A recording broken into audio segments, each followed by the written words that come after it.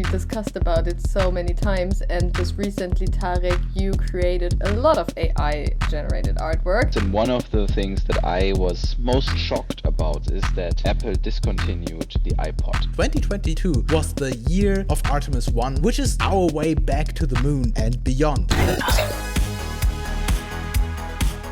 Hi and welcome to episode 43 of the Tech Review, where we bring you all the latest and greatest and sometimes not so great news about the tech world.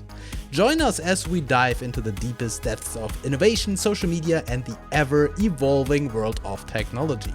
So sit back, relax, and listen to our favorite articles of the week. Let's geek out and have some fun. On camera 3 today, we have Vincent. On camera 2, this is Henrike. On camera 1, hi, this is me in my wonderful New Year's outfit. Tech Review is a collaboration of Ideas Engineering, Free Tech Academy, and update.com. You can find all episodes on YouTube to watch or listen to us on all major podcast platforms such as Spotify and Apple Podcasts, while you work out, drive, or maybe even travel through space. Oh, this is President Barack Obama. Whoops. Welcome to Tech Review. Welcome. That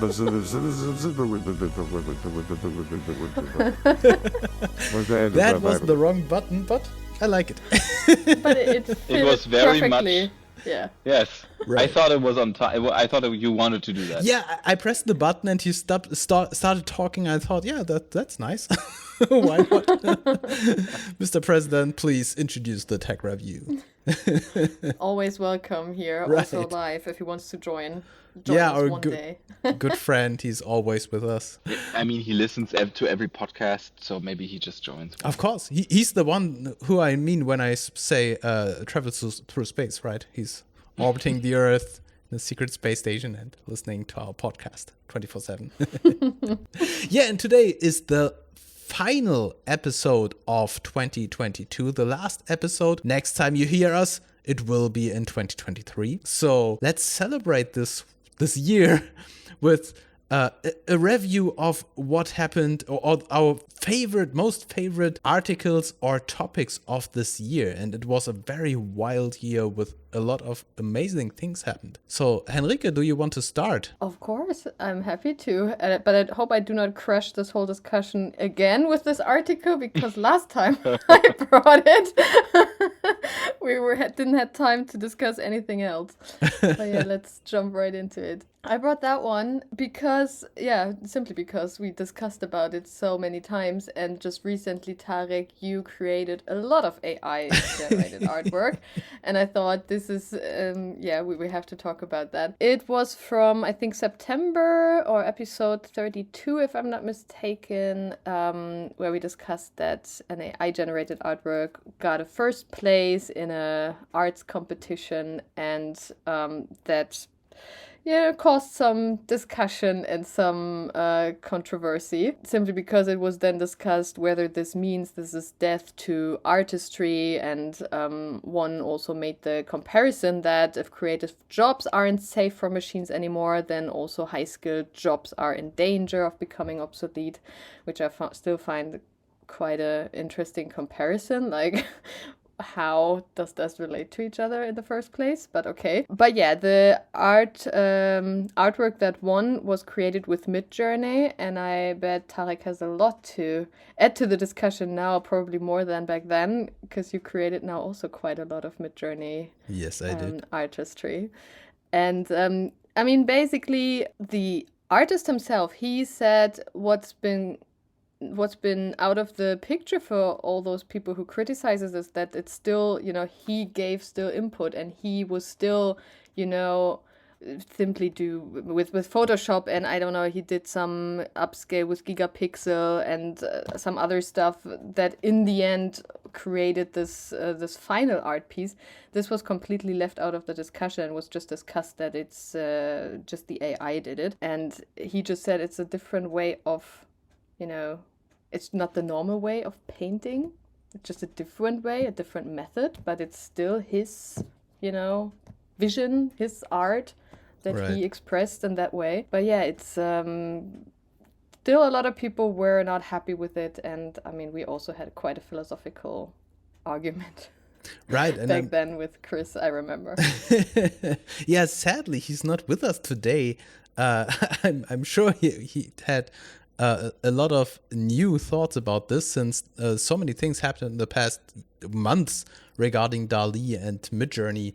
And it is true, I also experimented with this and tried to find out what's all the fuss about and what are the actual limits of these tools. And as you said, it's debatable if this AI is considered to be a tool, something that I use to enhance my art, or if the AI itself is the artist in this way, and so it should be thrown out of the competition, because the competition is for human artists. And so we have to be a little bit racist and say, okay, if you are not a human, then you're not allowed to compete in this competition.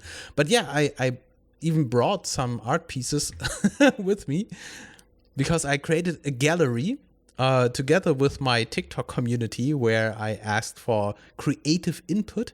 And so we collected some ideas and let Midjourney build these art pieces, like this, for example, where we have Batman and Captain America having a baby. And those things I would never be able to create by myself. So I would say this is Midjourney creating this thing. Yeah. Or I asked about, or one of the users asked about the end of the world. Yeah. So let's take a look at how the end of the world looks like. And it's beautiful. I mean, not beautiful, but it's really This is great. how we imagine it. Tarek, can you maybe say one or two more words about it? I know it's basic, but just for everybody who's listening and who maybe did not create something themselves, how is the process? How do you actually get from the inspiration to I hope you saw my last comment, and I will see a picture about Elon Musk and Jeff Bezos on Mars. How do you get to that result?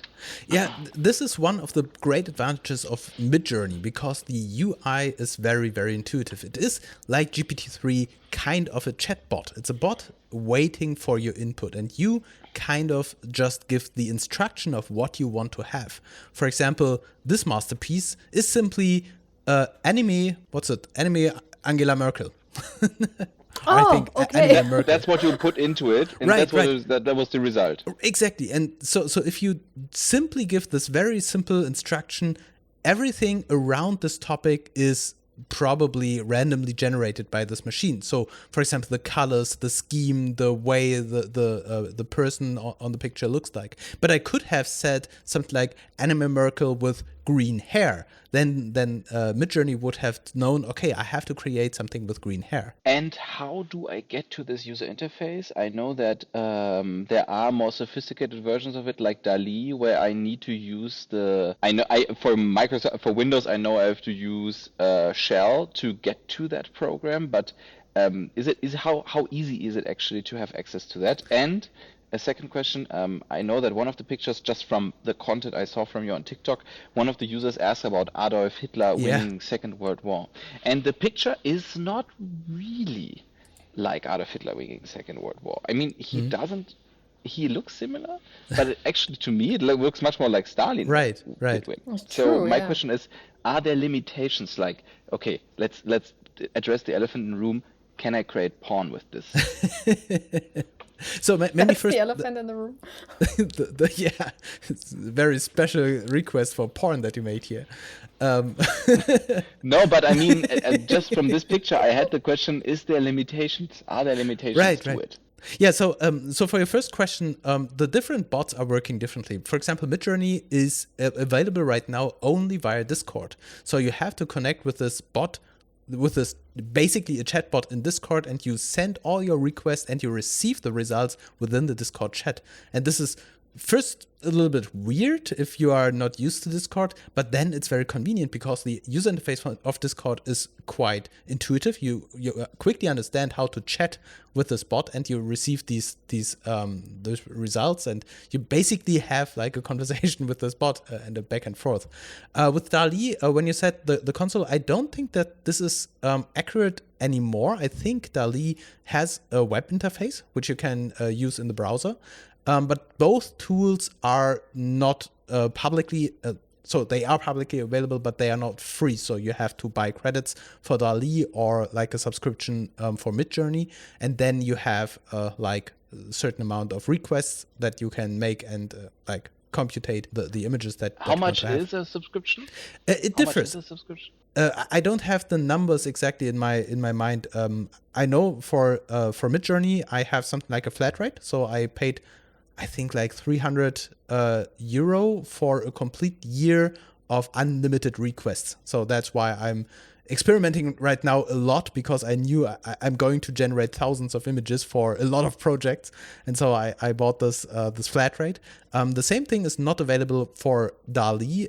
They are working with this credit system, so you have to buy credits and then you use these credits to generate the pictures. That's why I personally did not like the Dall-E system that much. And for your second question, the system is not open source. You can't look into all the restrictions and the filters that they have in there. But the system tells you, for example, one of the users asked for an image. What was it, like the Ku Klux Klan attacks the moon or something like that.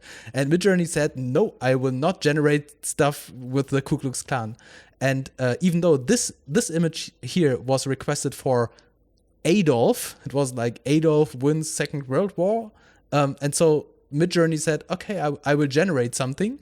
Yeah, but what we are seeing here is obviously not Adolf. Yeah, it looks like Stalin. No swastika, nothing. Yeah, exactly. So you do not see Nazi symbols. You do not see Adolf Hitler. And so I'm pretty sure that there are some filters in there, filtering pornography, filtering violent topics, and certain restricted topics like Ku Klux Klan and National Socialism and stuff. But that is really, I don't know how I think that.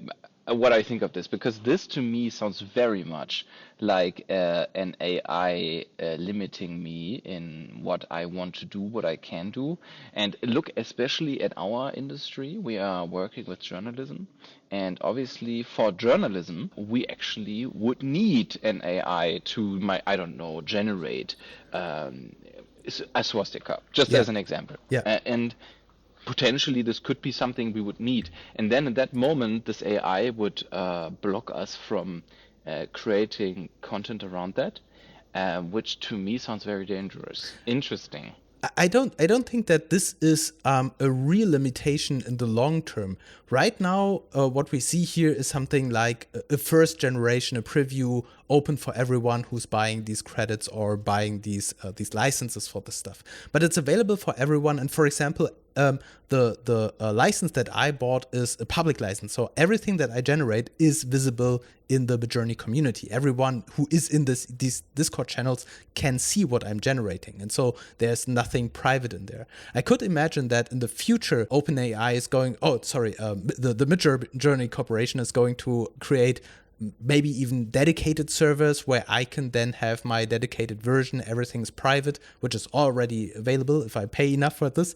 And I could imagine that then I can probably do some settings by myself and say I want to have unrestricted training data, and then also have, for example, National Socialist imagery in there because I need this for my journalistic work. And then the image that I generate on my private instance will output this stuff. But as long as I am on a semi-public Discord and everyone can see stuff, and we also don't have, I don't think that there's like an age limitation or age check. I think they have to be very careful in this very semi-public instance what stuff they are generating. And interestingly, if we go in there and simply observe what other users are generating, there are a lot of kind of sexual implicit things that are not pornographic. But you could imagine the moment that they drop this filter, this would be a very, very interesting show, simply observing what other users are generating in there. And sure, it's an artificial limit. I agree with you on that. So yeah.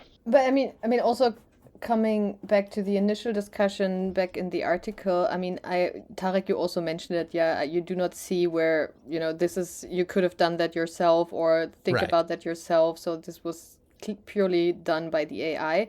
totally get it. But if we take the example of the Adolf Hitler wins World War II example, where we all can agree that he doesn't really look like Adolf Hitler, stuff is missing. But I mean, taking this as the basis, you would now, as an artist, probably go ahead and, with Photoshop, with other kind of tools, you would adapt this, and this would be like your canvas, and then you would start doing your thing and adapting it until you're done. And this is basically what this guy did, right? For which he won this prize. And then I'm like, okay, you can still debate about whether or not this is art as it used to be. I mean, it's not. But when you look into, what was his name? Andy Warhol. He used pictures that he didn't took from celebrities, and that was his canvas. And he added, filters and colors and everything. And this was also perceived as art. So to me, that's kind of the same thing, because you just have the canvas, the starting point is created by an AI. And if you then still add your stuff to it, adapt it, then why not? This is your creative product, right? It depends on the competition. I mean, in general, if you talk about art, then art is of course very subjective, and everyone can name art whatever they think. I can I don't know, throw a paintball to the wall and say this is art now. But if you have this competition, of course they probably have some kind of rule set, and it might be that they say the rule set is you have to create the art from scratch. And in this competition, Andy Warhol maybe would not have been accepted because his art is not created from scratch but based on work of other people. Maybe. And if that's the rule set, then Midjourney is disqualified. I would argue that it's very similar to photography and art, right? I mean, it's like taking Michelangelo or somebody like that and then putting them next to, I don't know, Helmut Newton or somebody like that and say, well, it's the same kind of art. And I'm pretty sure both would disagree because the tool set is so different. And therefore, I think that, the Tyke is right with the competition. It's the competition the guy won was just for human artists. But I like very much that we are now in the era of having to distinguish between human and synth artists. Yeah. And for the question of what happened in 2022, I think this kind of utilization of AI is a milestone. It's like a quantum leap of what is now going to be the state of the art. And if I can see that basically everyone who can operate a keyboard can generate these things. And there is a certain syntax that you can learn for example, if you want to have it in an oil painting style, or if you want to have to change the camera angle of the image, you can create very long queries of what you want to have from this AI. It can be very short, like anime Merkel. 2 words and it generates this picture. But if you want to take control of what the AI is generating, then you can create a very, very long query with all kinds of details, from the exposure time of this virtual camera to the color scheme to the style from oil painting or cyberpunk era stuff on there. And so you can take over a lot of control or a very, very low amount of control. And I think this is another very great thing, that you even can learn to master how to use this AI to perfection. Yeah, but it's such a powerful tool, and I really, really love it. And so I agree that this is one of the major milestones that we observed this year in 2022. Is that Wednesday? Yes. One of the users asked for Little Dragon Coconut with Wednesday Addams. And I don't think that this is Little Dragon Coconut, but it's. I don't know Little Dragon Coconut, but comparing the name and the picture. Yes. I think it's a children's book, and I think it looks a little bit cuter in this children's book. It's a little probably like Red Dragon. Can you show us Musk and Bezos on the Mars? I did not generate it on the Mars yet. It was just today that I got this request. But that was a very good suggestion from you. This is one of my favorites because the user asked for the best soccer player. Okay, wow. And first it was generating just like some soccer player, and so I added some some additional requests, and I said, give it more legs, because I thought if you have more legs, you can be a better football player. And yeah, Midjourney said, this is a soccer player with more legs. You want more legs? Here we go. Yes. And I could imagine that he's pretty good with football. Yeah, and he I also would not looks play with quite him. Yeah. determined. Yeah. But it's really great. Oh, there's some cool examples. And this is... Can you also say it should look more like a photograph? Yes. Is that also possible? For example, where was it? I mean, the Musk and Bezos initial picture is very photographic. Yeah. So this one was a this one request as well, for yeah. specifically Donald Trump as a Disney character. And so you see the style is the Disney style. But there was something... Right, here I requested a cinematic lighting. So it's Game of Thrones characters as a rock band in cinematic lighting. And somewhere I had like photorealistic something. I don't know where I specifically the requested. Bezos Musk picture is just But incredible. this- It's an incredible picture. I don't know why. It almost looks like a photography. Would be great Yes. to have one of us at TechReview photographic AI group picture or like a rock band.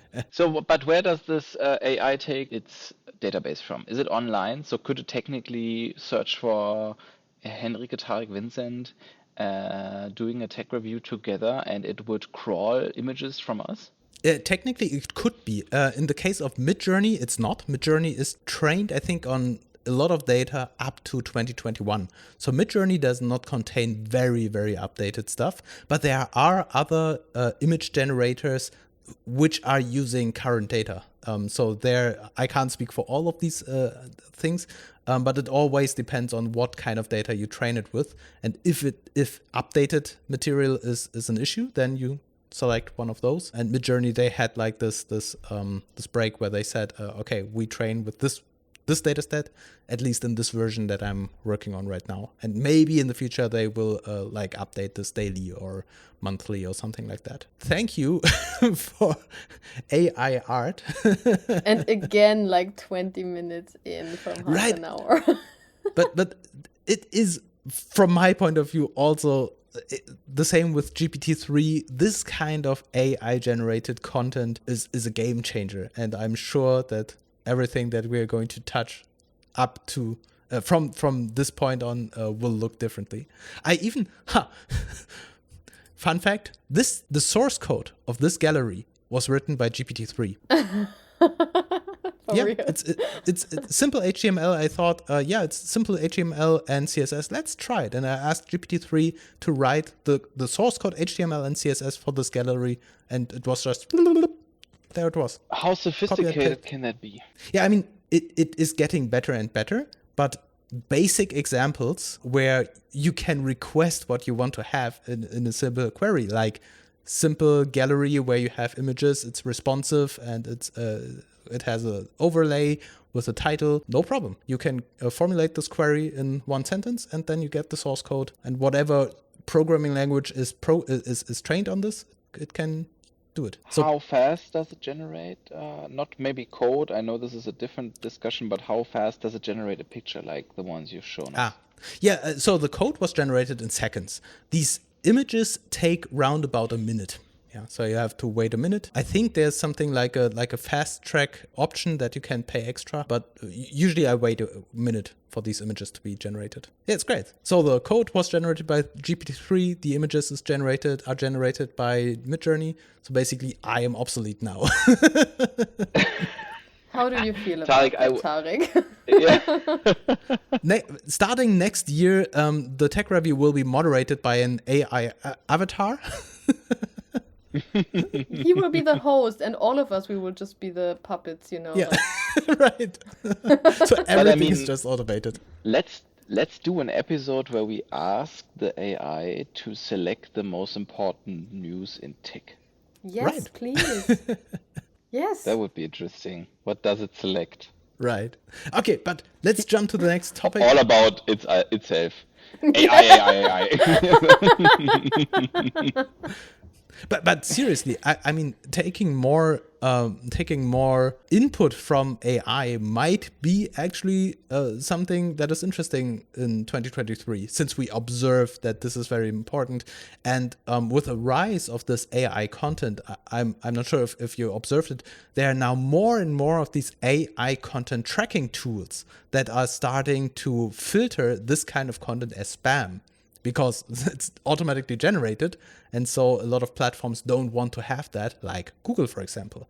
Because the first thought of everyone was, let's generate like gigabytes of content, like SEO content from my websites, because otherwise it would take a lot of time for people writing this stuff. And Google is now considering this spam. And so if they detect it, it's like spam content filtered out of the Google search. So this might be the new cold content war of automatic content generation and content as spam detection. I still think we should look into creating TikTok content via AI. Sure. If our tech review is valuable for you, please give us feedback with a like or a comment. That would help us tremendously and it wouldn't cost you anything. And if you don't want to miss the next episode, just click on the subscribe button. And now, back to the news. Okay, but since we are already very, very far in our timing, let's jump to...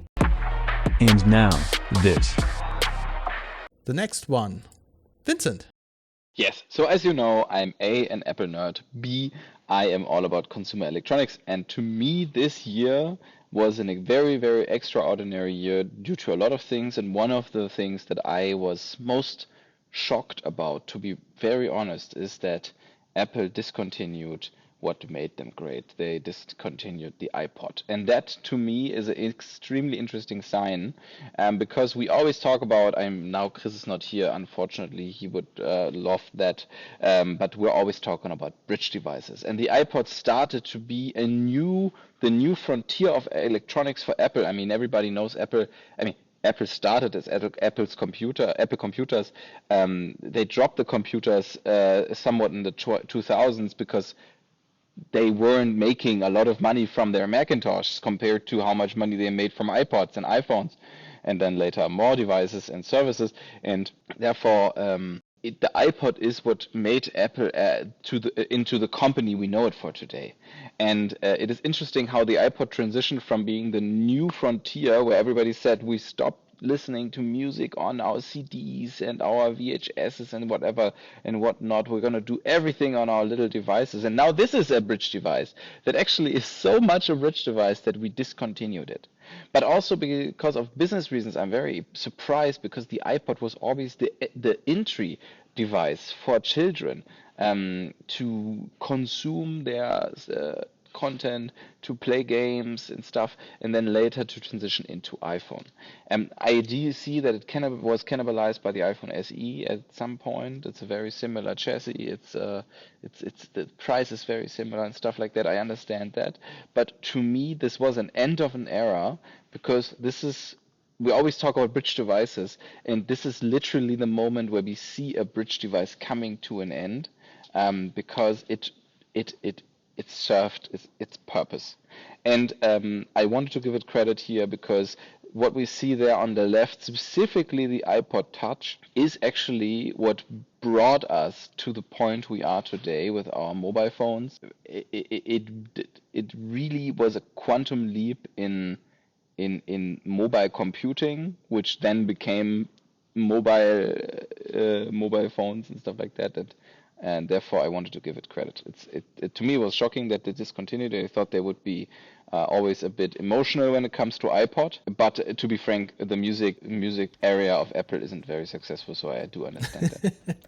I think it's really incredible now reading there also in the text that last October marked 20 years of the iPod, so now it's like 21 years. And just today I read that it's 30 years ago that the first SMS was sent around, like somewhere around Christmas 30 years ago. So there are just 9 years in between the first SMS and the first iPod. Really revolutionized, the whole game. It's crazy, the dimensions, like how fast this is really evolving. That's true. There was a lot of change, but I think that we now come to a point where we have not the optimal format, but if you remember when back in the day when we were listening to vinyl, what's the word? Schallplatten. It's very old. The black.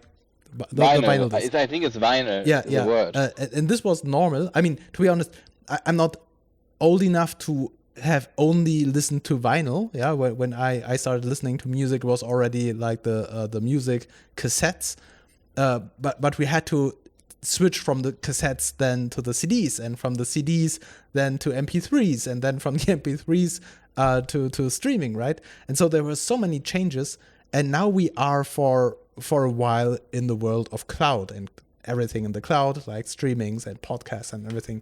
And I think this is, we arrived at a point where streaming data is the new, for quite a long time, the new normal. I don't think that there will be so many new devices. I mean, the devices will get better and better, but discontinuing the iPod was, first of all, because it's an offline device. Yeah, you load stuff on it and then it's done. And I think since we are streaming everything now and everything goes through through your phone basically, that's the major reason why the iPod is not with us anymore. But it's crazy to listen to read this number, 20 years, because it feels like 20 years it's the vinyl age. No, it's not. 20 years, it's not even the cassette era. 20 years, this is, yeah. I feel It's the old. iPod era, and we're right. so damn old, It Tarek. I know. I mean, think of it, Tarek. You're right. We are at a very optimal situation right now, but think of it. Back in 2007, when the first iPhone came out, iPod was already, I don't know, not the iPod Touch, but iPod was generally on the market. I think iPod started in 2001 with the iPod, which later became the iPod Classic with the click wheel.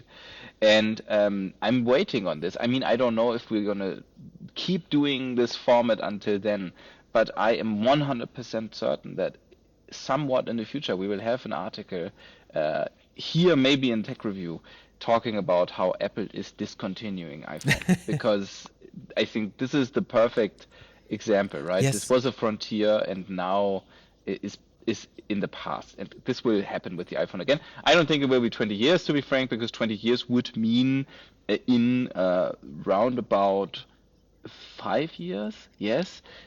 I don't think that we're that far that we will discontinue iPhone in 5 years, but give it another 10, so 30 years iPhone. I'm convinced that the world will be different by then, and iPhone will be dead. Yeah, but the question is, what exactly will be discontinued? Because, of course, if you have like a rebranding or renaming and you start naming the stuff differently, it's the question if it's just a name change or if it's really a discontinuation. But the screen will be discontinued, Tarek. At one point, we won't need anymore whatever inch device to use to consume content on.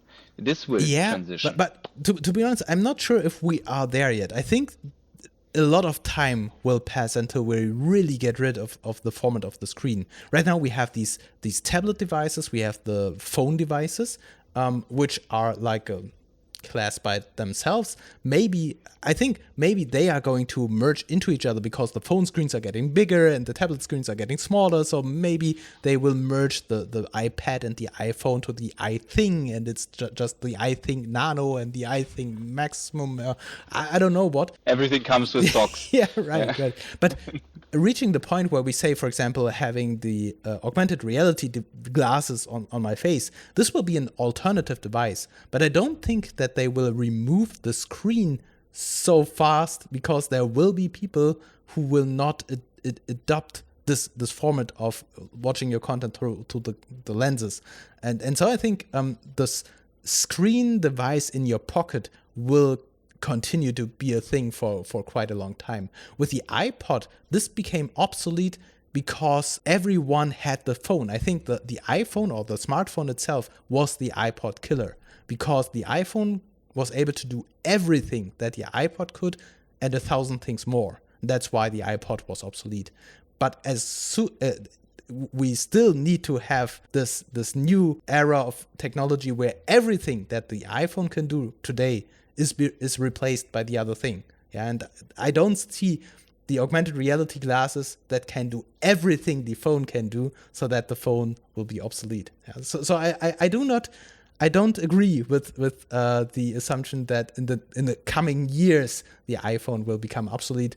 Maybe in name, maybe in like branding, but not from the class of devices. I mean, maybe then we do not come together in 10 years from now to discuss this article that Vincent relates to, but maybe in like 40 years from now. We should have like a tech review reunion then and discuss this. Yeah, or we are laughing about the estimations that we are doing right now, because as we see, it can be very, very quickly. And maybe in the next 10 years, Elon Musk and Neuralink will be a thing, and people are laughing because suddenly, year after year, this becomes the new thing. And we are talking now about augmented reality glasses. Maybe we skip this. Maybe in 10 years from now, everybody's going to have these brain implants and is streaming all the content directly into your brain, and nobody's needing these devices, right?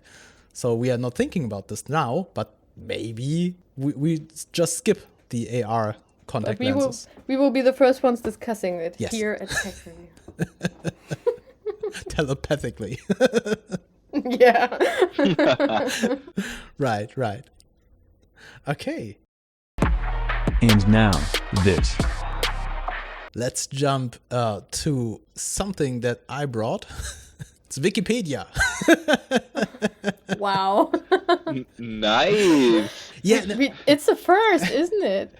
Right, kind of. To have a Wikipedia article? Kind of. The thing is, I'm not really bringing Wikipedia, but I wanted to bring the big advances in space exploration, even though this is your topic, Enrique. But since you claimed AI art, I thought I have to talk about Artemis and our advances in space exploration, because 2022 was the year of liftoff of Artemis 1, or the Artemis mission altogether, which is our way back to the moon and beyond. Yeah, and if you are not familiar with Artemis, it's NASA's initiative that's all about landing the first woman and the next man on the moon. Originally it was planned for 2024. I think we are now planning with 2025, if I'm not mistaken.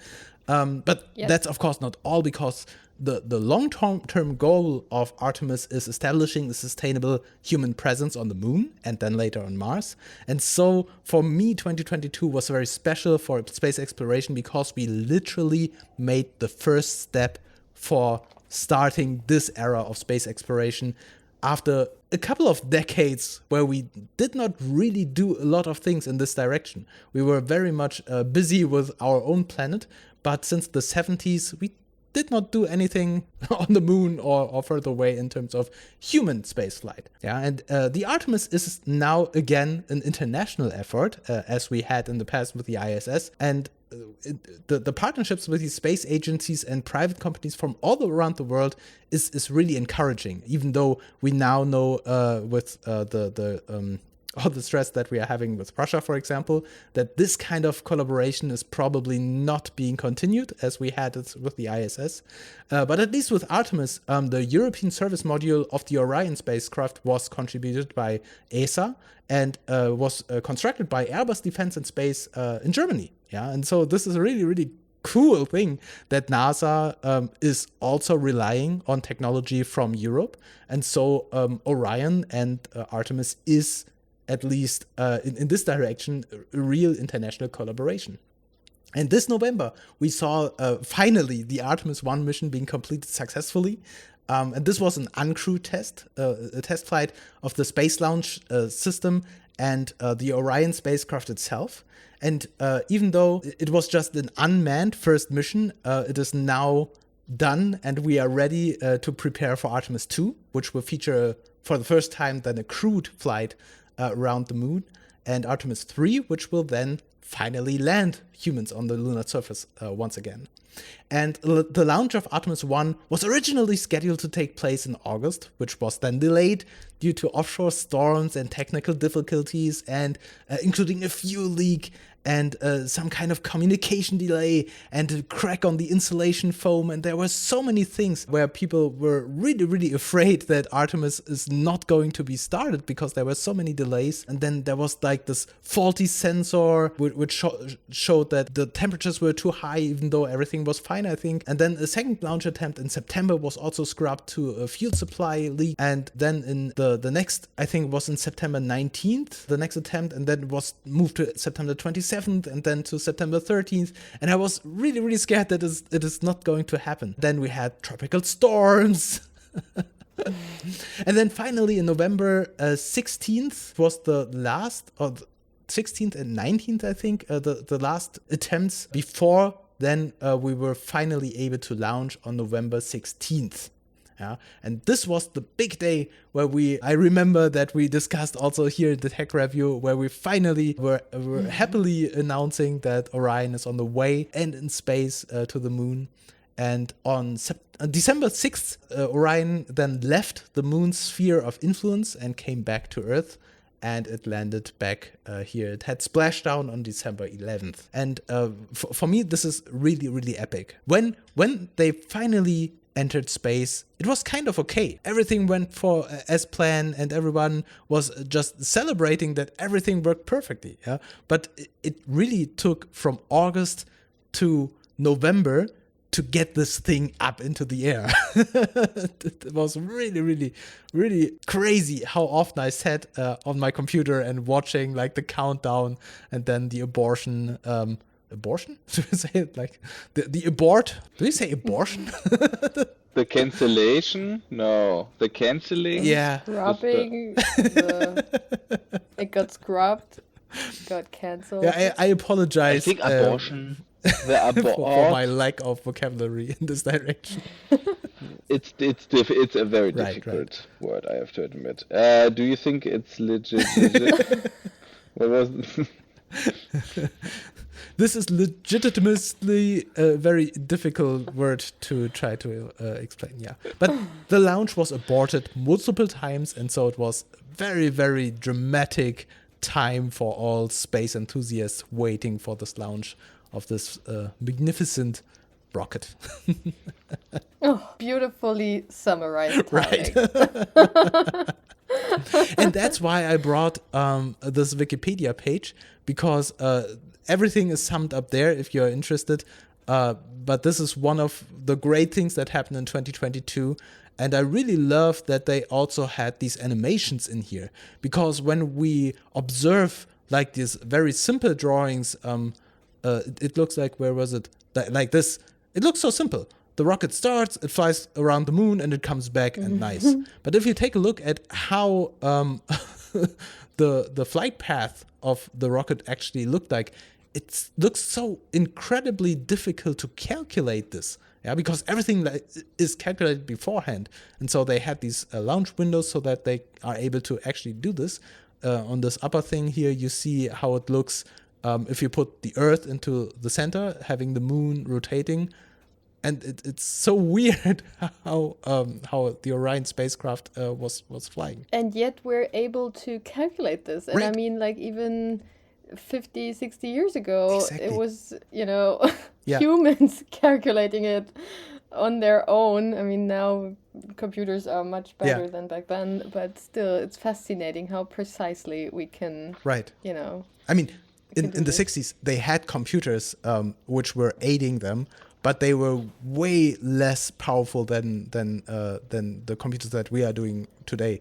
So basically, they were like- much more dependent on Right, the human yeah. computer. It was more like a huge and they calculator had that much you had more- to operate. And I would argue that Artemis has much more data to rely on. Sure. I mean, we have how many moon missions? I think it was 5 missions, something like that, that actually landed on the moon. And before that, yes, before Apollo, there was, I forgot the name of the missions that tested all of the different gears. But I mean, they had all the data, but I think it's still amazing. Right. And of course, And I'm happy, Tarek, that you brought this today. and for us content creators, it was of course amazing, because all of these things were live streamed, and NASA TV was broadcasting all the updates, and there were websites where you could track the current position of Artemis. And this is really, really great that you can be simply live with this rocket, or let's say not live because it's delayed a little bit, but you were basically able, independent from the TV stations, to directly tap into the data feeds from NASA and observe what is happening there. And so I'm so excited about watching Artemis 2 and of course Artemis 3 and observing the whole mission when the astronauts are then literally on the surface of the moon and being with them kind of every single minute. Unless, Totally agree. of course, NASA will then block out the signal when they visit like the secret alien facilities that we know are on Moon. When they land on the South Right. Pole and set up all their camera gear, right? Yeah.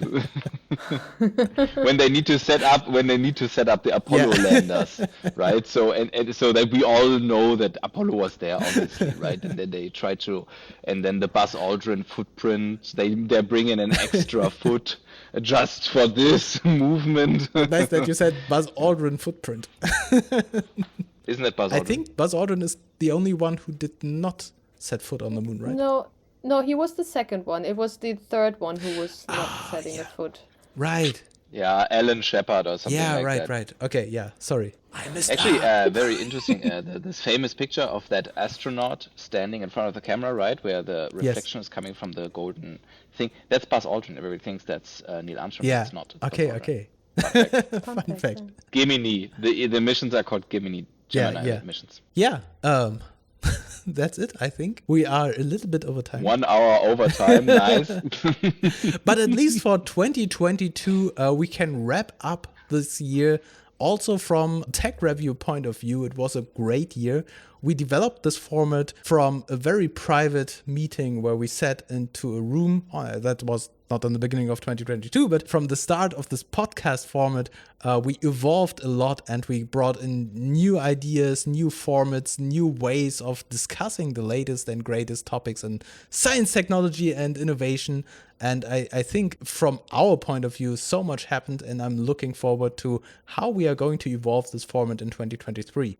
In the name from everyone who participated in this podcast, thank you for all the viewers and listeners who joined this journey of this new kind of podcast format.